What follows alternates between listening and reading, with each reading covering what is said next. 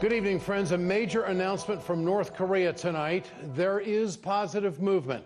Kim Jong Un, in a letter to President Trump, has offered to meet face-to-face and engage in talks. The offer was delivered this afternoon by the South Korean delegation to the United States after meeting with the North Korean leader on Monday. I explained to President Trump that his leadership and his maximum pressure policy, together with international solidarity, brought us to this juncture. I expressed President Moon Jae-in's personal gratitude for President Trump's leadership.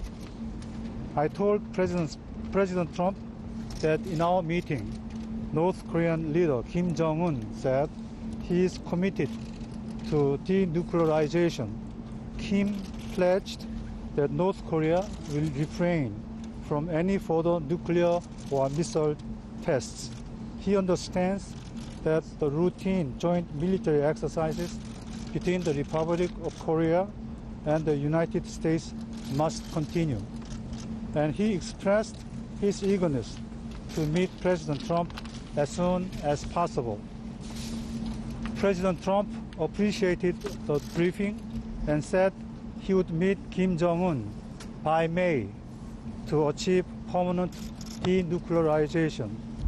The Republic of Korea, along with the United States, Japan, and our many partners around the world, remain fully and resolutely committed to the complete denuclearization of the Korean Peninsula. Along with President Trump, we are optimistic about continuing a diplomatic process to test the possibility of a peaceful resolution. The Republic of Korea, the United States, and our partners stand together in insisting that we not repeat the mistakes of the past, and that the pressure will continue until North Korea matches its words with concrete actions.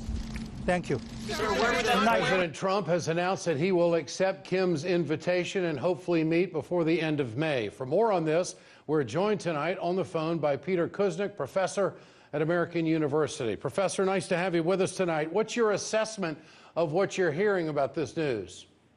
I think it's kind of mind-bending. It's amazingly positive news, the best news I've heard on the Korean front in over a year. And who would have predicted this?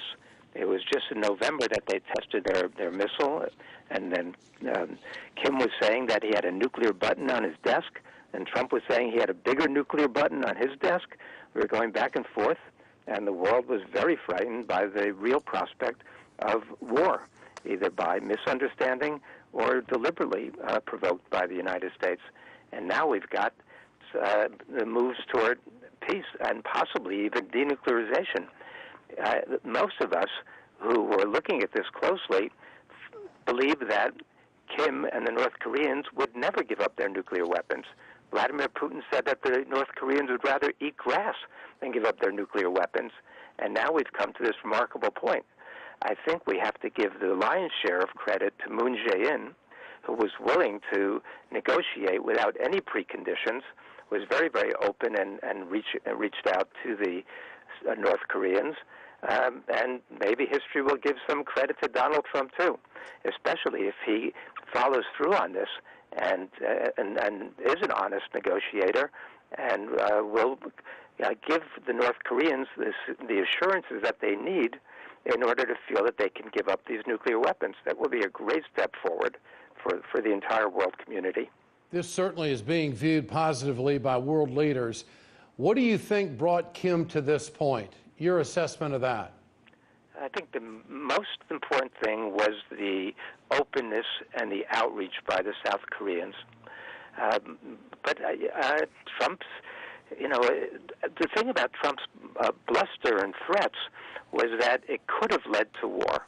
And we somehow, because it didn't lead to war, because we were able to avoid the war, they probably put the pressure on North Korea between the sanctions and the threats. The North Koreans realized that there was a real possibility of warfare, and they knew the consequences despite all of their bluster.